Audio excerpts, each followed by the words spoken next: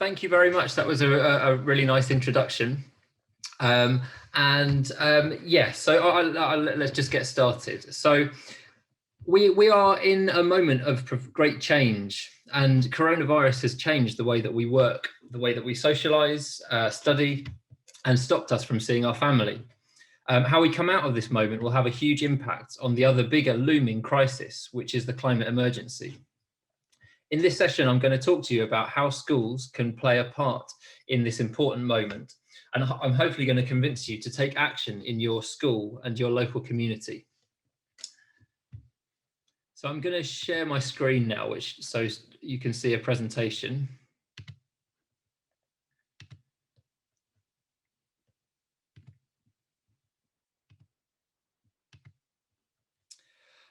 So as you can see, the title of the session there, How Schools Can Tackle the Climate Emergency. Just to introduce myself, my name's Henry Greenwood. I am a secondary school teacher, or at least I was for 12 years in a number of schools, mostly in North London. And about 5 years ago, I stopped doing that to start an organisation called Green Schools Project. The reason I did that was to try and help schools to tackle climate change and address the climate crisis through running student projects and supporting schools to do that. We've started delivering teacher training sessions over the past year or two, and this year we're piloting a new zero carbon schools programme, which is aiming to help schools to take their first steps on a journey towards zero carbon, which I will talk a little bit more about during this session. So in the session, I'm going to start with introducing some ideas and talk through some of the issues.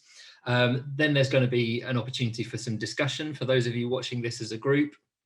And then at the end, there'll be a chance for some feedback and some questions and answers. So before we look at how schools can tackle the climate emergency, I think it's important to think, why do we need to tackle the climate emergency? And just remind ourselves, because a lot of people, I'm sure you'll know a lot about this, but it's important to kind of have that in the front of mind as we approach this. And I think probably the best explanation of all of this was, a lot of you may have seen the David Attenborough BBC programme Extinction, the Facts, a couple of months ago, which was a really, at times, difficult programme to watch, but it really challenged us to kind of actually realise the current situation that we're in, and encouraged us to take action. If you haven't seen it, it's still on iPlayer. I really encourage you to watch it. But I'm just going to go through just a few of the things that have happened in 2020. So we've seen in 2020 record rates of deforestation in the Amazon. We've seen just recently a record low in the level of sea ice in the Arctic in October, which is 35% lower than the average from 1980 to 2010. A lot of that caused by heat waves in Siberia that you may have heard about. We've also seen fires in California earlier this year, in addition to the ones in Australia earlier in the year. I read an article yesterday which said that they had to invent a new word called a gigafire, which had never happened before, but it's a fire which is covering more than 1 million acres of land. And that happened in California this August. And over 4 million acres have been affected in that area. Closer to home in the UK, it's been a year of record in terms of rainfall. There were floods in the UK in February when we had our record monthly rainfall, and just last month in October we had the record 24-hour total across the country.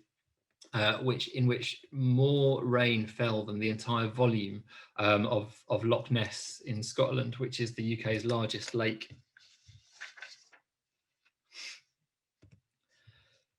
So the other thing, which I think is a reason why that schools need to start thinking about this, is the current education system. And when I look at education, I believe it's starting to change, but there have been government policies which have meant that schools have been forced increasingly to focus more and more on exam results and a narrow academic curriculum. And I really believe that we need an education system that helps young people to be happy and healthy, able to lead fulfilling lives. And obviously the precondition for all of this is that we've got a livable planet to live on. And to do that, we require to pass on knowledge, which at the moment is kind of the main priority. But I think more priority needs to be put on skills for young people, and values also, which will help them to lead these kind of happy, fulfilling lives. And I think teaching about climate change and giving young people the opportunity to be involved in tackling it should be a part of that, as it is an issue that a lot of young people care about. They understand bits about it, but it is also an issue that will really dominate their lives, your lives, those of you who are watching this.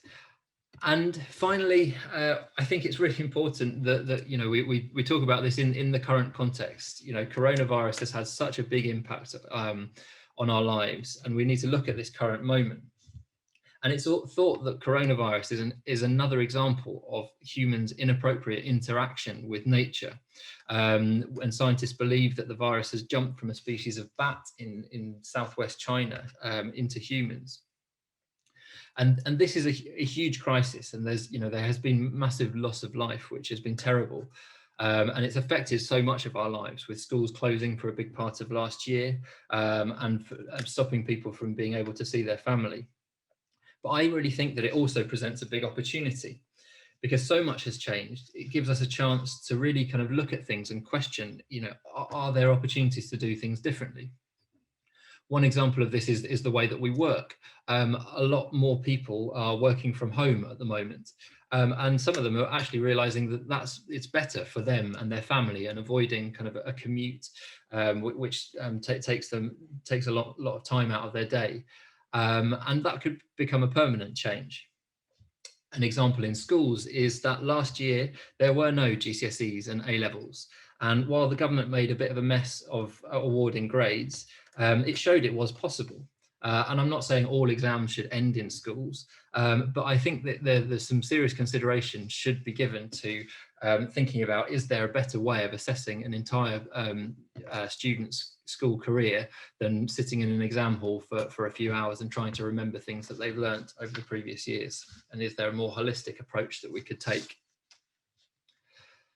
So, and I think this applies to a lot of things, and this is an opportunity now to look at all aspects of life, really, and say, could we do things differently? Could we do things better? Because currently the way that we are living is not sustainable, and that's just that's just a fact, and we need to make these changes in order to live sustainably on this planet. So what do I think school, so yeah, again, before the how, we've talked about the why it needs to happen, and now what should schools do? What do I think schools should do? Well, I think to tackle the climate emergency, this is not just schools, but every sector of society in every country at some point needs to move to zero carbon emissions. It is carbon emissions or greenhouse gas emissions that is causing climate change. So at some point, and preferably as soon as possible, we need to stop them. Lots of countries around the world, I think more than 2/3 of the by population of the countries around the world now, have targets to get to zero carbon emissions. Many scientists believe that their targets are too late now, but it's becoming accepted that we're going to have to make this transition sooner or later. It's a massive challenge because our lives have increasingly revolved around fossil fuels, oil, coal and gas for things like electricity, heating our homes, getting around in cars, planes, the food, everything we buy, has an implication for this. So it's a huge challenge. But the good news is that the responsibility doesn't lie with schools. Obviously, government needs to play a big role in providing a framework, and companies need to do their bits. But I think that at the moment, the education system just doesn't prioritise this at all. And now it's time for schools to start thinking about it and just taking their first steps. The second thing I think that every sector of society needs to do is to adapt. The climate has changed and it will continue to change. There's nothing that we can do about that now. There's no kind of magic wand which will make this go away. And we need to make sure that we're adapting appropriately. One example of this that you can see in schools and again in other sectors is in summer, there are more hot days during the summer. So if in a country like England, everyone decides to go out and buy big, powerful air conditioning units to tackle that problem, you can see that that's going to take a lot of energy and it's only going to add to the problem. So I think that would be an inappropriate adaptation. But what we need to do instead is think about what are appropriate adaptations and can we improve our buildings without using more energy by ventilating them better and other things. And the final thing is, I think those two things are what schools need to do. And it's important that, if your school decides to tackle this, it has its kind of own house in order. But once it does that, you can lead by example and you can campaign. And if you do, and if you are kind of walking the walk, then others will follow as well.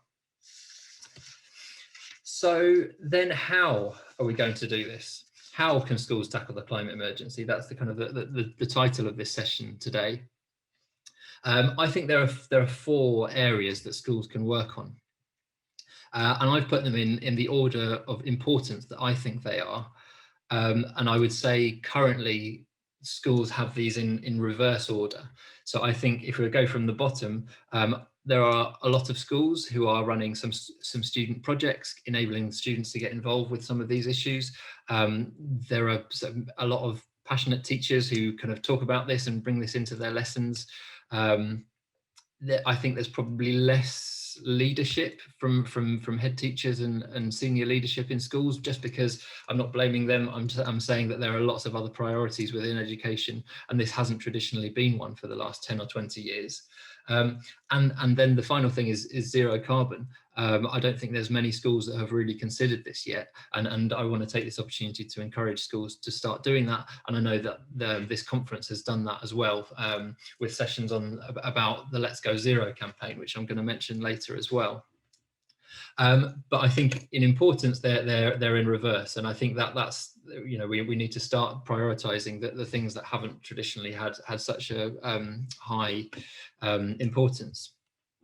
So just starting with zero carbon then, this doesn't need to be as daunting as it sounds. It sounds quite daunting, like, right, we need to go zero carbon. It doesn't need to happen tomorrow or even next year.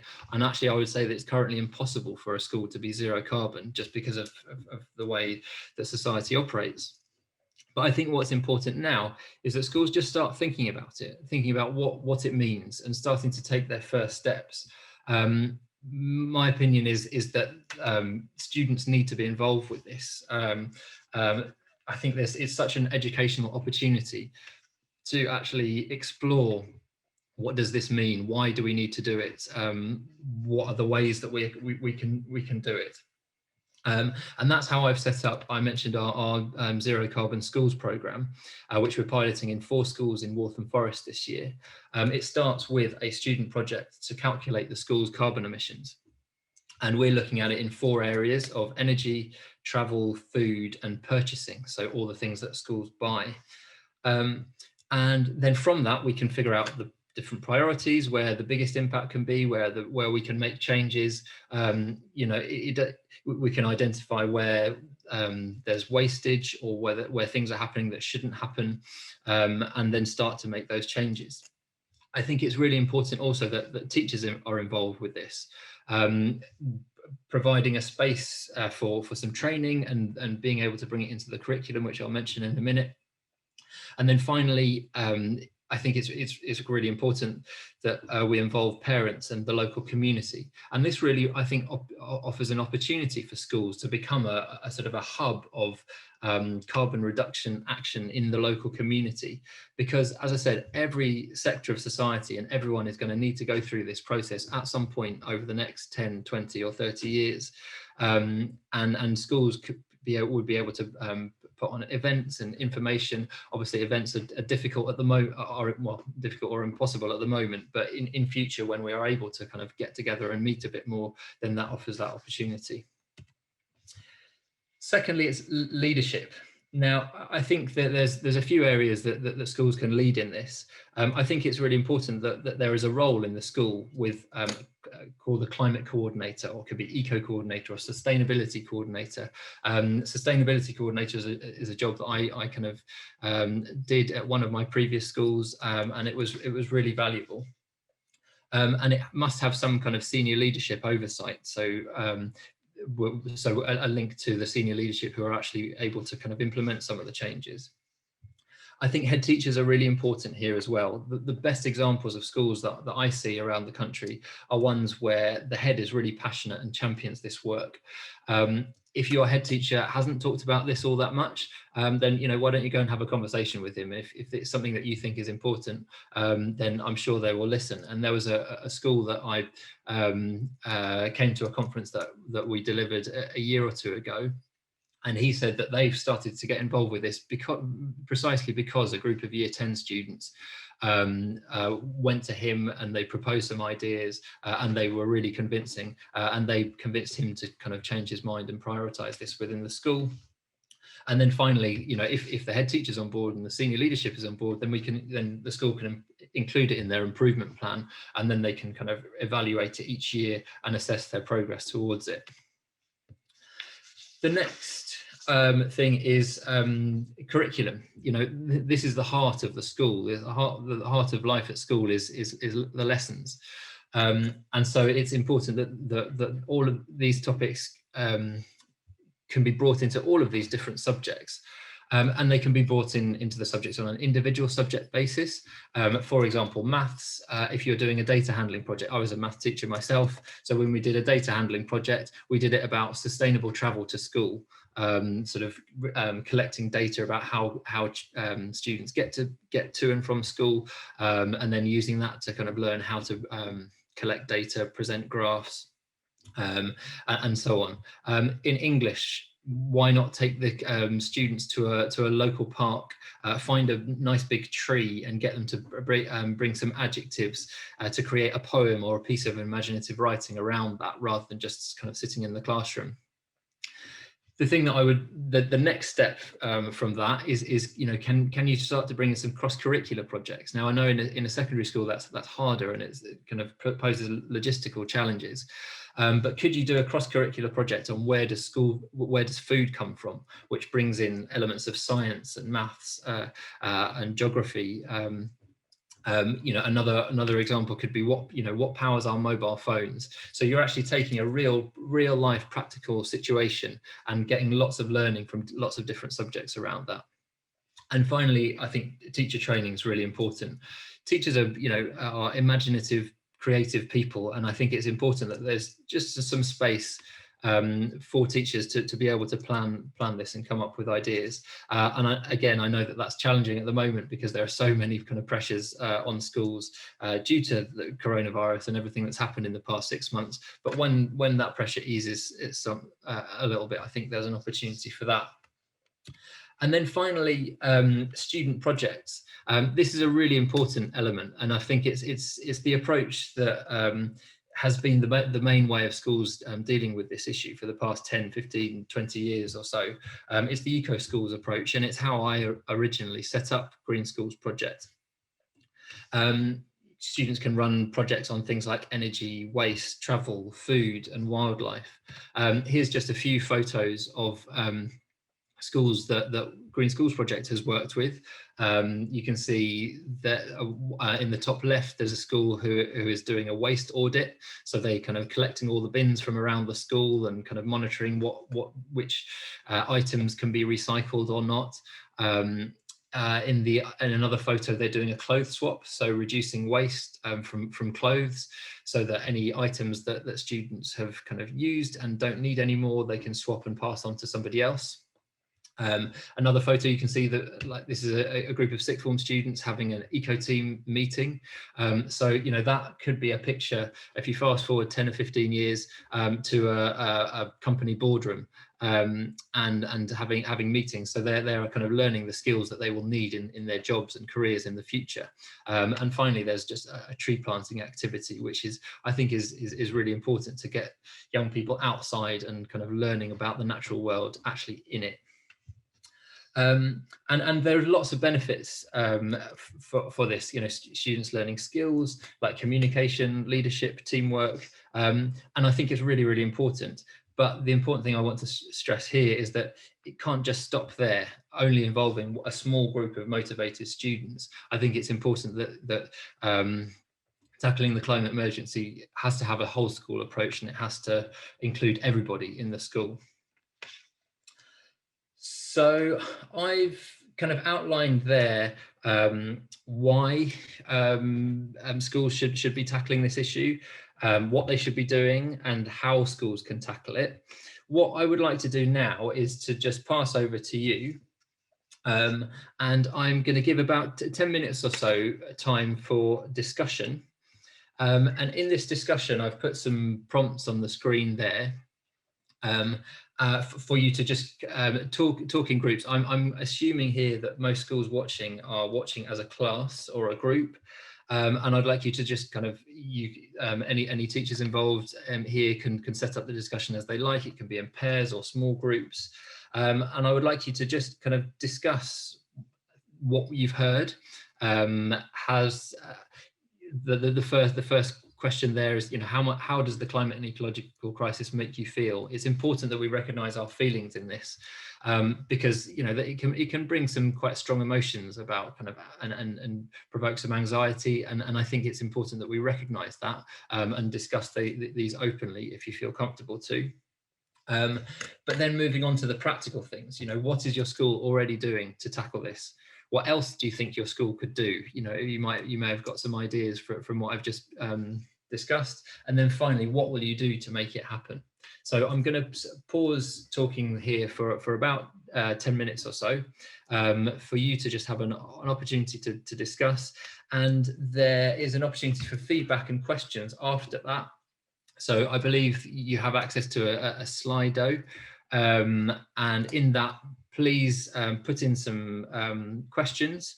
Do that whenever you like, because I think there's a bit of a delay. And whenever any questions arise, please kind of enter them into there, and they will get fed onto me in the chat, and I will have a go at answering them after you finished your discussion. And personally, I think it would be really interesting to know who is asking the questions as well. So if once you've asked the question, or before you ask the question, if you could put your school name, where your school is, and if you're happy, if it's an individual question, if you're happy to put the first name of the person asking it, then that would be great too.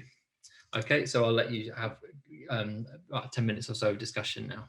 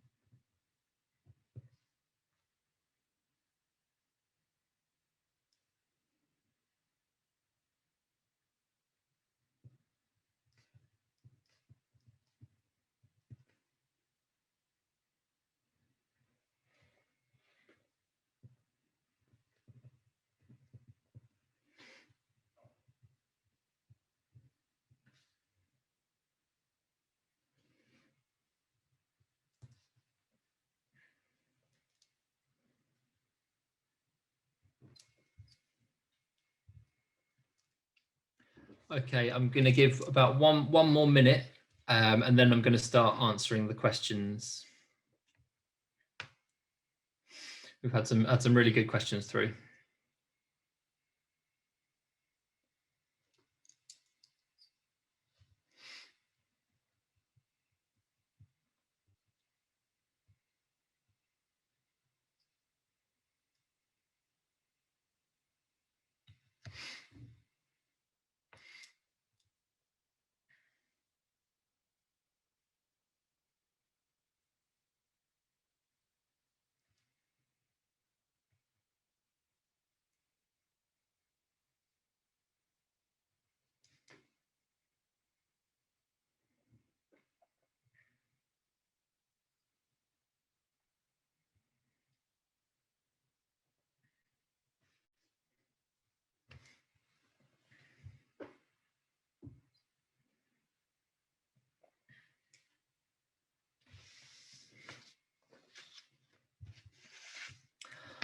Okay, so I'm going to start answering the questions now.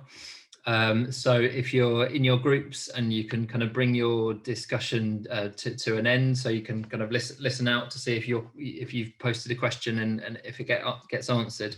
I'll see if I can get through all of the questions. So the first one that I was asked was, how do you convince your head teacher to do more about this? I think that the power of young people actually voicing their opinions on this is really important. We've seen it with the school strikes. Lots of politicians that I've seen speak about this have said that has made them change their minds. And I think the same could be said about head teachers. As I mentioned, there was one school that came to a conference, and the head teacher came with a group of year 10s because they had put together such a convincing case for him to do more about it. So get your arguments together, bring some ideas in, you can even put together a little PowerPoint presentation to show to your head teacher, and just go to speak to them. If you feel a bit daunted by that, go and speak to a teacher who might be able to help you to put something together. But if you a group of motivated, passionate students talking to the head teacher, I think can be really powerful. The next question was, what are some small things that we can do to just get started in becoming a zero carbon school? I think if the school has an eco team already, that's great. That's a really good first step to get some students actually coming up with some ideas. But I would say, a simple thing to start on is energy. If you and can you start monitoring your energy usage? Can you find out how much gas and electricity the school is using?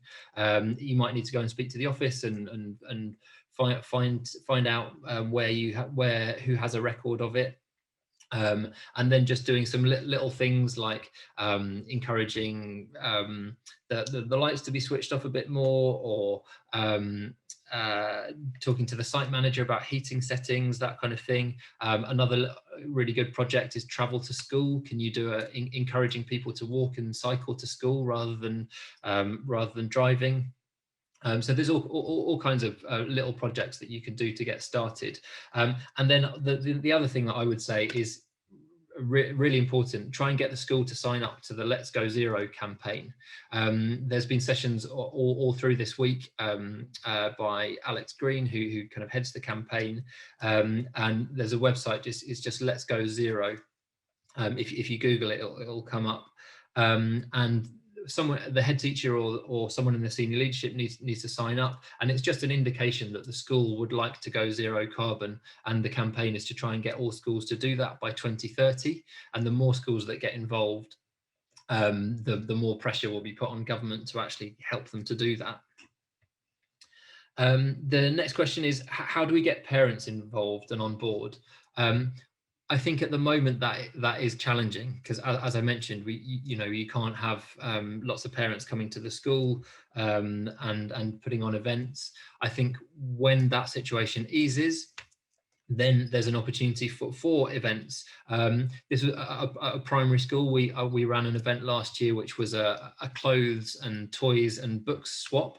At secondary school, you might skip out the toys, but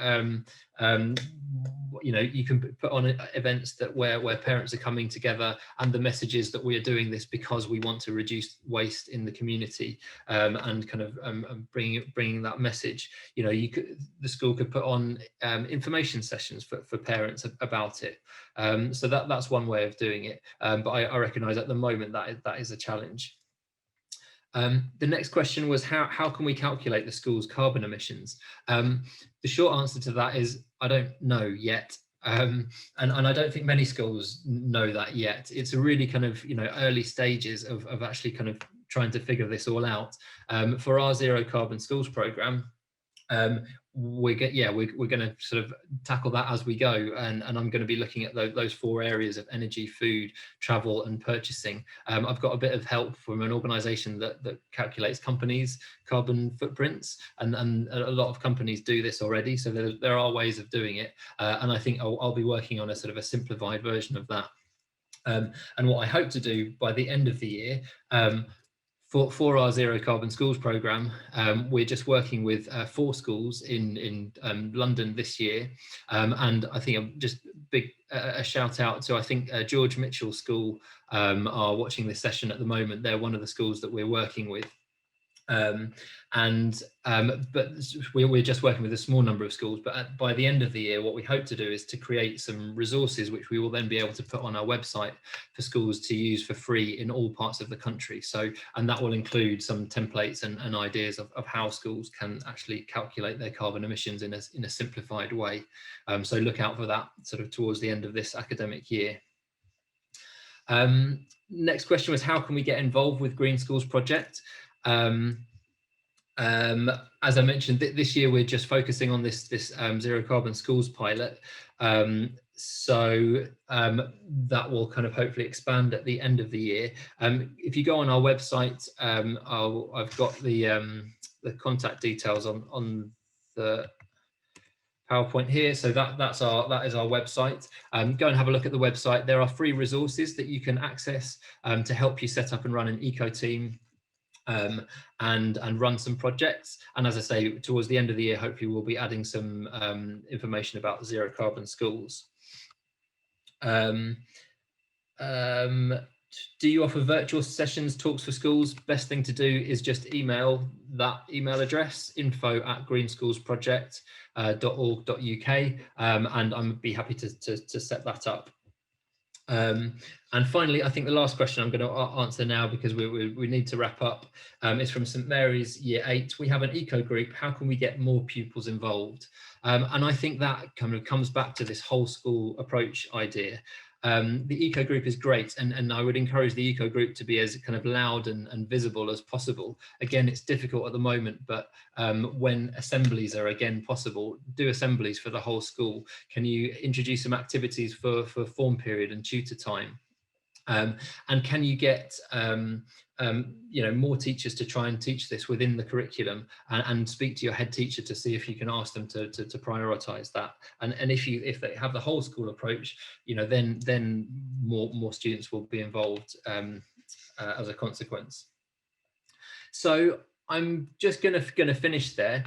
And if you have any more questions, or if I haven't had a chance to answer yours, please do get in contact, send through that email address, follow us on Twitter. And I was asked to finish with a vision, an action and a call for world leaders. So I'm just going to finish with that. So my vision is that schools play a key role in tackling the climate and ecological crisis, using the energy and enthusiasm of young people who understand and care about this issue. My call to action for you guys is to do one thing that you discussed with your group today. That could be anything that you have discussed. It might be speaking to your head teacher, it might be setting up an eco team, writing to your MP, and also just as an addition, ask your head teacher to sign up to Let's Go Zero. And finally, a call for world leaders, or a call for COP, the summit next year. is to reform the education system so that it puts climate and the protection of the natural world at its heart. And this is encapsulated in the Teach the Future campaign, which is led by young people who are calling for this. And I thoroughly support that. And I hope that all of you watching this do as well. So good luck in your mission to get your school to play its part in tackling the climate emergency. And I hope you enjoy the rest of the sessions.